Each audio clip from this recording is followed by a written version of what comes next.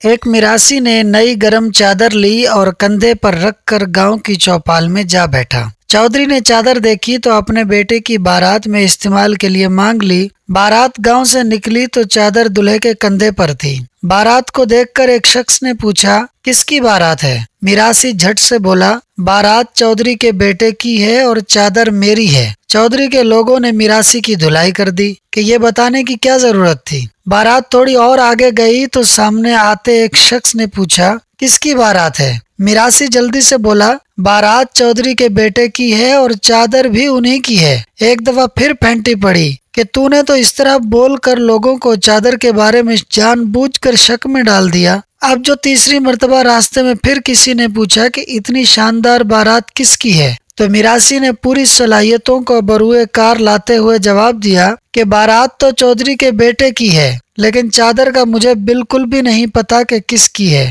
میراثی کو پھر مار پڑی کہ اس معاملے میں آئندہ منہ کھولنے کی کوئی ضرورت نہیں۔ بارات پھر چل پڑی۔ کچھ دور جا کے ایک بزرگ کھڑے تھے، انہوں نے پوچھا، بارات کس کی ہے؟ میراثی سسکتے ہوئے بولا، نہ تو مجھے بارات کا پتا ہے کہ کس کی ہے اور نہ ہی مجھے چادر کا پتا ہے کہ کس کی ہے۔ میراثی کو پھر مار پڑی۔ دوستو، یہ کہانی ہمیں یہ سکھاتی ہے کہ کم ظرف کی دوستی نقصان پہنچاتی ہے۔ ایسے شخص سے لین دین اور میل ملاپ رکھنا خود کو بے عزت کر دینے کے مترادف ہے، جو 1 روپیہ خرچ کرے اور 100 بار یاد دلائے احسان جتائے۔ اللہ پاک ہمیں اعلیٰ ظرفی عطا فرمائے، آمین۔